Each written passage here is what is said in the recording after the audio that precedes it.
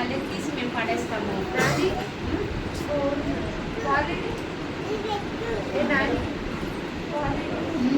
తను దేవుని నమ్ముకొని ఒక ప్రార్థనాంశం ఇక్కడ ఉన్నప్పుడే మన ఇంట్లో ఉన్నప్పుడే ఈమె సునీతకి కుమార్తె అవుతుంది, వాళ్ళ అక్క కూతురు. మరి గత 5 సంవత్సరాలు 6 సంవత్సరాలు ఇక్కడే బిడ్డ ఉన్నది, ఇక్కడే ఉన్నది. ఆ పిల్లల్ని చూసుకుంటూ వచ్చినప్పుడు తను ఒక సమస్యతో కొట్టుమిట్లాడుతున్నప్పుడు నాకు ఒక భర్త మంచి భర్తని ఇస్తే చాలు ప్రభా, నేను నిన్ను నమ్ముకుంటానని చెప్పి ఆమె ఎంతో ప్రార్థన చేసుకుంది. అదే నాతో అనేది, అంటే నాకు ఒక మంచి భర్త ఇస్తే చాలు దేవుడు, నాకు చాలు అనేది. అలాగే దేవుడు ఆ బిడ్డ ప్రార్థన విన్నాడా లేదా? విన్నాడా? మన మధ్యలో మంచి కుమారుడు శ్రీకాంత్ ఉన్నాడా లేదా? చాలా చాలా నెమ్మదిపరుడు, తల్లిదండ్రులకు లోబడేవాడు, భార్యని ప్రేమించేవాడు, మరి బంధువులను ప్రేమించేవాడు. చాలా ఏసై చేసి బిడ్డని దేవుడు ప్రేమించి గర్భఫలం ఇవ్వడం జరిగిందండి.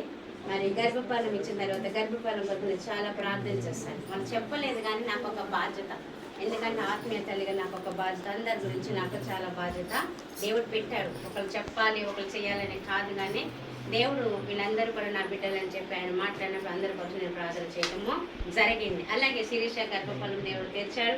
మరి తెచ్చిన తర్వాత హాస్పిటల్కి వెళ్తున్నప్పటి నుంచి కూడా డాక్టర్లు ఒకటే మాట, కడుపులో గర్భము బిడ్డ బాగోలేదు, పిండము సరిగా లేదు, ఎదగటం లేదు, గ్రోత్ మంచిగా లేదు. ఎప్పుడు వెళ్ళి టెస్ట్ చేసినా మరి ఇదే మాట మనకి వినిపిస్తూ వస్తుంది. ఇదే వినిపిస్తూ వస్తుంటే ప్రార్థన చేస్తే నేను అన్నాను, దేవా ఏంటి ప్రభు బిడ్డ పట్ల చిత్తం అంటే దేవుడు ఒక చక్కని మాట చెప్పాడు. వారు నా రెక్కల చాటుకి వచ్చి ఉన్నారు కనుక వారికి సురక్షితము నేను వారికి క్షేమము అనుగ్రహిస్తాను. ఎందుకంటే రూతు గ్రంథంలో బోయాజు చెప్పిన మాట, ఈ మాట దేవుడు ఈ బిడ్డలకి ఇచ్చాడు. యెహోవా రెక్కల చాటుకి నువ్వు వచ్చినావు కదా, నీవు సురక్షితంగా ఉండేదావు అని చెప్పి వీరికి ఆ మాట ఇవ్వడము దేవుడు చెప్పినప్పుడు నేనన్నా, నీ బిడ్డ నీ కడుపులో బిడ్డ ఏమీ కాదమ్మా, దేవుడు సురక్షితంగా ఉంచుతానని చెప్పాడు. దేవుడు మాట ఇచ్చాడంటే ఆయన మాట తప్పని దేవుడు. ఎందుకంటే మనము నమ్ముకున్న దేవుడు మరి మామూలు దేవుడు కాదు. ఆయన సర్వాన్ని సమస్తాన్ని సృష్టినే సృష్టించిన సృష్టికర్త. ఆయన మనందరినీ నిర్మించిన దేవుడు, మన నిర్మాణికుడు కనుక ఆయన మాట ఇచ్చాడు కనుక ఖచ్చితంగా నెరవేర్చాడు. కనుక భయపడకు అని చెప్పి ఆ బిడ్డకి ఇచ్చి మాట చెప్పినప్పుడు తను కూడా ఎంతో దేవుడిని నమ్ముకుందండి. ఇంకొక విశ్వాసం ఏంటంటే మరి శిరీష కూడా చాలా విశ్వాసంతో ఉండేది. దేవుడు చెప్తే చేస్తాడని ఒక నమ్మకం ఆ బిడ్డకి గుడ్డి నమ్మకం ఉంది. నాకు నా యేసయ్య ఉంటే చాలు, నా యేసయ్య తప్ప నాకు ఎవరు వద్దు, నా యేసయ్య గొప్పవాడు, గొప్ప దేవుడు, ఇదే మాట ఆ పిల్ల మాట్లాడుతుంది. ఎన్నోసార్లు నేను విన్నా. విశ్వాసం ఉంది, గుడ్డి యొక్క నమ్మకం ఆ బిడ్డకి ఉన్నది.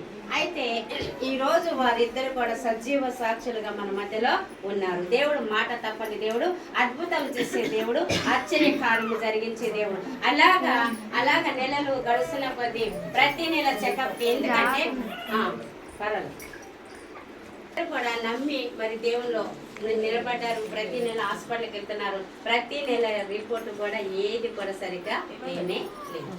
ఒక్క నెల బాగుంది, పర్వాలేదు, మీరు ఉంచుకోండి అన్న మాట ఏ డాక్టర్ కూడా చెప్పాలి. హాస్పిటల్ కూడా 2-3 వాళ్ళు మార్చడం జరిగింది. మందులు రాసిన పోనీ ఇది వాడు చూడు, అది వాడు చూడు అని అంటున్నారు. కానీ ఏది ఏమైనా కడుపులో బిడ్డ పెరుగుతులేదని వీళ్ళు మాత్రము హాస్పిటల్కి వెళ్ళేటప్పుడు ఎప్పుడు కూడా ఫస్ట్ ప్రార్థన చేయండి. మేము వెళ్తున్నాం, ఉదయాన్నే లేచే అక్క ఈరోజు మేము హాస్పిటల్కి వెళ్తున్నాం, మీరు ప్రార్థన చేయండి. దేవుడు నేను అడిగిన వెంటనే దేవుడు ఒక ధైర్యపరిచే మాట ఇచ్చేవాడు, కానీ ఎప్పుడు కూడా కృంగతీసే మాట ఎప్పుడు కూడా ఇవ్వలేదు. అయితే ఒక మెరికల్ అద్భుతం ఏంటనంటే ఎవరైనా కూడా మరి ఇక్కడ దేవుడేమో ఒక చక్కని మాట ఇచ్చి బలపరిచి పంపిస్తుంటే అక్కడికి వెళ్ళినాక డాక్టర్లు ఏం చేస్తున్నారు, కృంగతీసేస్తున్నారు. ఏం లేదు, ఇది తీసేయాలి, అక్కడ ఏమీ లేదు, పిండమే ఉంది, గడ్డనే ఉంది, రూపం లేదు, ఆరోగ్యం లేదు, పెరగటం లేదు, ఇదే మాట. దేవుడు ఇక్కడ ఏం చెప్పేవాడు, ప్రతిసారి ధైర్యపరిచే మాటనే మీకు ఇచ్చింది దేవుడు, అవునా కదా? మీకు ఏమీ కాదు, మీరు వెళ్ళండి అన్న మాట నా నోట నుంచి వచ్చింది, కానీ ఎప్పుడు కూడా బలహీనమైన మాట. సరే, మరి మీరు డాక్టర్లు అలా అంటున్నారు కదా, నేను గొప్పదాన్ని కాదు కదా, నేను కేవలం దేవుని ఒక సన్నిధిలో నిలబడి ప్రార్థన చేసేటప్పుడు డాక్టర్లు అంత జ్ఞానం నాకు లేదు కదా, మరి అలాగే చెయ్యని కూడా నేను కూడా ఎప్పుడు కూడా చెప్పలేదు. ఎందుకు అనంటే నా విశ్వాసం కూడా చాలా గుడ్డిది. నేను దేవుణ్ణి గొప్పగా నమ్మాను. ఆయన నేను నమ్మిన ప్రతి ఒక్కటి కార్యం నాకు ఏదైతే మాట ఇచ్చాడో ఆయన జరిగించుకుంటూ వచ్చిన దేవుడు. ఎందుకంటే కొంతమంది బ్రతికి ఉండగానే వారు చనిపోతారని చెప్పిన దేవుడు నా దేవుడు. అవునా కదా? అవునా అవునా కదా? చెప్పానా మీకు సాక్ష్యం చెప్పానా? మన మధ్యలో ఒకరు ఉన్నారు. ఎవరమ్మా? దెబోరా. మన రషీద తండ్రి ఆరోగ్యం బాగోలేదన్నప్పుడు దానన్న ఇక్కడ కుర్చీ ఉందిదా. దేవుడు మిమ్మల్ని దీవించిన గాక. రషీద తండ్రి కూడా తన అనారోగ్య పరిస్థితుల్లో ఉన్నప్పుడు ఏం చెప్పాడంటే, ఆ అమ్మ ప్రార్థన చేయి నాన్నకి అని చెప్పినప్పుడు నేను ప్రార్థన చేస్తుంటే, మరి ప్రార్థన చేస్తున్నప్పుడు నాకు ఎందుకు ఒక డౌట్ వచ్చింది. ఆయన చక్కగా ముస్లిమ్స్ అయ్యుండి కూడా నేను చేస్తున్న ప్రతి మాటకి ఆమెన్ ఆమెన్ ఆమెన్ అని అనటం జరిగింది. ఆమెన్ ఆమెన్ అని అంటున్నప్పుడు నేను అనుకున్న ఇక్కడ ఏదో తేడా కొడుతుంది. ఆయన ఎప్పుడు కూడా నా చేత ప్రార్థన చేయించుకున్నారు. తన కుమార్తె ద్వారా ప్రార్థన చేయడం నాన్న నువ్వు ఆమెన్ అని చెప్పు నేను మాట కంటే ఆయన ఆమెన్ ఆమెన్ అంటే ఆమెన్ అంటే ఏంటంటే ఇది జరుగును గాక, ఇది అవును గాక అన్న ప్రతి మాట కూడా అవును గాక అని అర్థం ఇస్తుంది. కనుక తను అన్నాడు. అప్పుడు నేను అన్నా, అమ్మ నేను నాన్న కోసం ప్రార్థన చేస్తా, దేవుడిని అడుగుతా ఏదో చెప్తాడు దేవుడు అని అంటే, సరే అమ్మ నువ్వు ప్రార్థన చేయాలన్నది. ఆ బిడ్డ తను ఊరెళ్ళి తండ్రి దగ్గరికి బాగాలేదని చూడటానికి వెళ్ళింది. అక్కడ నేను ప్రార్థన చేస్తున్నప్పుడు దేవుడు అన్న నేను అతన్ని తీసుకుంటున్నానని చెప్పాడు.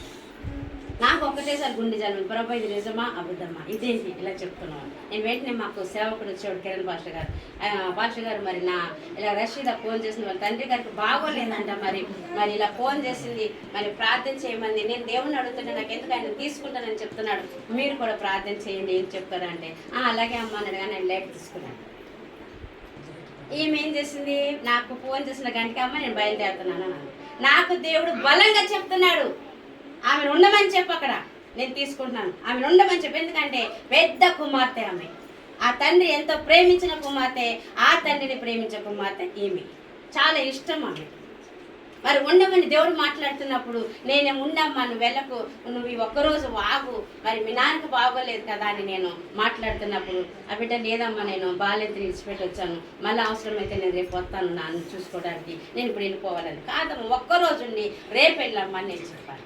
రేపు వెళ్ళమ్మా అంటే లేదమ్మా నా ఆమె ఉండమ్మా అని నేను మా ఇద్దరికి చాలా వార్ జరిగింది. ఎందుకంటే నేను సత్యం నాకు చెప్పలే, మీ నాన్న ఇలాగంటా నేను చెప్పకూడదు ఆ టైంలో. కానీ నేను పాస్టర్ గారికి చెప్పాను, నేను పాస్టర్ గారికి చెప్పాను దేవుడు ఇలా మాట్లాడాడు. వెంటనే నా పిల్ల ఏం చేసింది, లేదమ్మా నా మీద ఆమె కొంచెం విసుకొచ్చింది. నేను వెళ్తానంటే చిన్న బిడ్డ ఉంది అమ్మకు తెలుతులేదా, ఎందుకు నేను ఇంత బలవంతంగా ఉంటుంది, అవసరం నేను రేపు పొత్తనమ్మని బయలుదేరుతున్నానమ్మా అని బయలుదేరిపోయిన తర్వాత దాదాపు ఇంకా నేను అన్న ప్రభు నువ్వు చెప్పమన్నా నేను చెప్పాను ఈ మాట, నువ్వు చెప్పమన్నది ఏదైనా చెప్పటమే నా యొక్క వంతు, తర్వాత కార్యము నువ్వు చేస్తావు వాళ్ళ యొక్క ఇష్టం.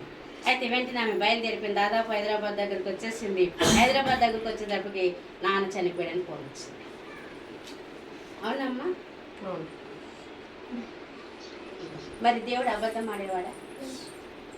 దేవుడు ఒక్కడే, దేవుడు ఒక్కడే. అనేక మంది దేవుడు మనకు లేరు. ఆయన ఉన్నవాడు అనువాడు, ఆయన మారని దేవుడు, మార్పు లేనివాడు, మొదటివాడు కడపటివాడు ఆయనే, అల్ఫ ఓమేగా ఆయనే. మనమే బుద్ధి లేని జనంగా తిరుగుతున్నాం, అజ్ఞానంగా తిరుగుతున్నాం, అవివేకులుగా తిరుగుతున్నాం, స్థిరత్వం లేని వారిగా ఉంటున్నాం. మనం కళ్ళుండి కూడా గుడ్డివారిగా మనం బ్రతుకుతున్నాం. దేవుడు మాట ఇచ్చాడంటే మాట తప్పని దేవుడు అని మన దేవుడు. నేను చెప్పాను మీరు వెళ్ళండి, దేవుడు మంచి మాట నాకు ఇచ్చాడు, మీకేమీ కాదని అంటే 5 నెలలు జరిగిన తర్వాత 5వ నెల పిల్లకి ఎవరు దగ్గర లేరని సరే ఒక బిడ్డకి స్తుతి కూటం పెట్టి శ్రీమంతంలా చేద్దామని బట్టలు కొనుక్కొచ్చా. ఇంకా ఆ రోజు నేను ప్రేయర్ ఏర్పాటు చేస్తాను స్తుతి కూటం. అదే రోజు ఈమె హాస్పిటల్కి వెళ్ళాలి 5వ నెల సరే అని ప్రార్థన చేస్తే ఆ రోజు కూడా దేవుడు ఒక అద్భుతమైన మాట నాకు ఇచ్చాడు. నేను స్వస్థత శీఘ్రంగా ఇస్తాను, వారు భయపడొద్దని చెప్పాను దేవుడు మాట్లాడాను. అయితే ఆ ఉదయకాలం నాకు 3 గంటలకి ఇక్కడ ప్రార్థన, సాయంకాలం ప్రార్థన, ఉదయకాలం నాకు 3 గంటలకు కలొచ్చింది. ఒక పసిబిడ్డని దేవుడు నాకు చూపిస్తుంది. ఇప్పుడు ఎక్కడైతే ప్రేయర్ చేసుకుంటాను అక్కడ చాప మీద పడుకున్న బైబిల్ ఉన్నాయి, అక్కడ బాబు ఆడుకుంటూ ఉన్నాడు.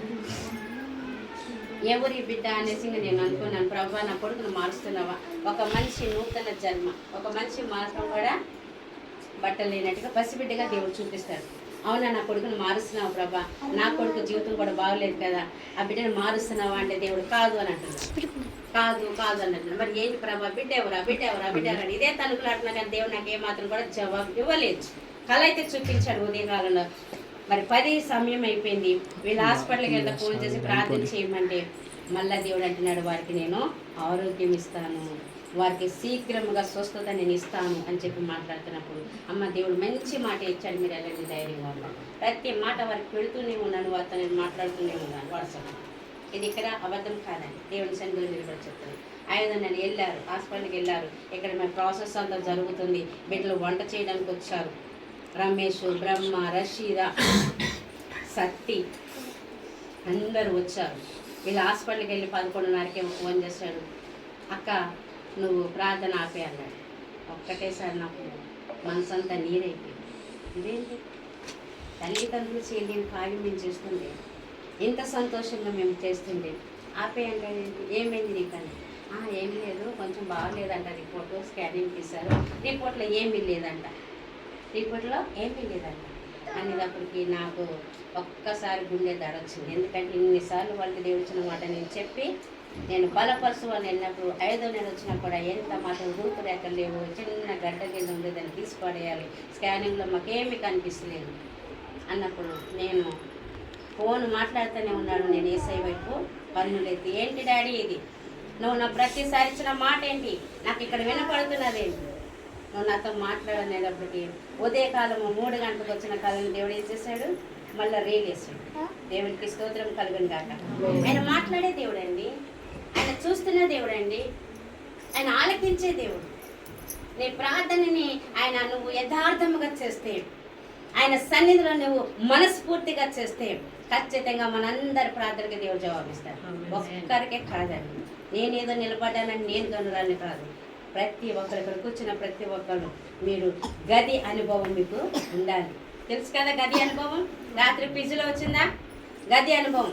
పెళ్లి కుమారుడు అంతఃపురంలో నుంచి వస్తున్నాడు, పెళ్లి కుమార్తె ఎక్కడి నుంచి రావాలి, గదిలో నుంచి రావాలి, అలంకరించుకొని సిద్ధపడి నీకు ఎక్కడ కావాలి, ప్రార్థన గది అనుభవం నీకు ఉండాలి. ఆ ప్రార్థన గది అనుభవం ఉంటే దేవుడు అందరితో మాట్లాడతాడు. ప్రతి బిడ్డతోటి, చిన్న పెద్ద వయసు తారతమ్యం ఏది లేదు, దేవుడు అందరితో మాట్లాడేవాడు. అందరిని ఒకటే రీతిగా ప్రేమిస్తున్న దేవుడు. అర్థమవుతుందా మీకు? దేవుడు అప్పుడు చూపిస్తున్నాడు, ఆ కళను చూపించాను, ఆ కుమారుడిని ఉదయ కాలం చూపించిన కళ నేను వీరికి అనుగ్రహించే కుమారుడే అని చెప్పేటప్పటికి నా సంతోషానికి అవధులు లేవు. దేవా, ఇంతవరకు నా కొడుకు అంటే నువ్వు జవాబు ఇవ్వలేదు, ఎప్పుడైతే వీళ్ళ ఫోన్ వచ్చిందో మళ్ళీ నేను కన్నులెత్తాను, నీకు అంతవరకు వెయిట్ చేయించాను, అందుకే ఈ కుమారుడు వీరికి నేను ఇవ్వబోతున్నానని దేవుడు మాట్లాడాడు. నేను చాలా సంతోషించి అది డెలివరీ రోజు. అయితే శ్రీకాంత్ కోటకి చెప్పాను, నువ్వు సిరిసాకి ఏం చెప్పకు, ఆ పిల్ల కంగారు పడుతుంది, నువ్వు డైరెక్ట్గా నా దగ్గరికి వచ్చి నేను నీతో మాట్లాడతాను, ఫోన్లో ఉండి మాట్లాడటం వల్ల నీకు సంతోషం ఉండదు, నువ్వు ఇక్కడికి వచ్చేసి దేవుని సన్నిధిలో మనము కన్ని పెడదాం, మనం మాట్లాడదాం, దేవుడు చాలా గొప్ప మాటలు ఇస్తున్నాడు నాన్న, నువ్వు ధైర్యం తెచ్చుకో, నువ్వు బాధపడకని చెప్పానా నాన్న? చెప్పావు, వచ్చావా? వచ్చాడు. అన్ని క్రమంగా జరుగుతాయి, ఏది ఇక్కడ ఆగదు. సాయంకాలం ప్రార్థన జరుగుతుంది, దేవుడు జరిగిస్తాడు. ఆయన మాట ఇచ్చిన దేవుడు, మనుషులు కాదు నాకు మాట ఇచ్చింది, డాక్టర్లు కాదు మాట ఇచ్చింది, పరమ వైద్యుడు. మొట్టమొదటి ఆపరేషన్ ఎవరు చేశారండి? ఆదాం నుంచి తీశాడు కదండి, ఆదాం నుంచి అవ్వమని తీశాడు, గాఢ నిద్ర కలిగజేసి మొట్టమొదటి ఆపరేషన్ చేసిన దేవుడే. అది చూసే మరి ఆపరేషన్ మొదలెట్టారు డాక్టర్లు. అర్థమవుతుందా? అయితే దేవుడు నాకు మాట ఇచ్చిన దేవుడు, నేను పిలిచాను, వచ్చాడు బిడ్డ, నమ్మాడు, నా మాట నమ్మాడు. భార్య భర్తలు ఇద్దరు కూడా చాలా మెచ్చుకోవాలండి. నిజంగా ఎంతమంది ఎన్ని మాటలు చెప్పిన వారు నా మాట మీద నమ్మిక వారు ఉంచారు. దేవునికి స్తోత్రం కలిగిన కానీ నన్ను నమ్మొద్దు, దేవుని నమ్మండి, నా వైపు చూడొద్దు, దేవుని వైపు చూడండి. అర్థమవుతుందా మీకు? దేవుని వైపు చూడండి, దేవుడు మిమ్మల్ని చూస్తాడు.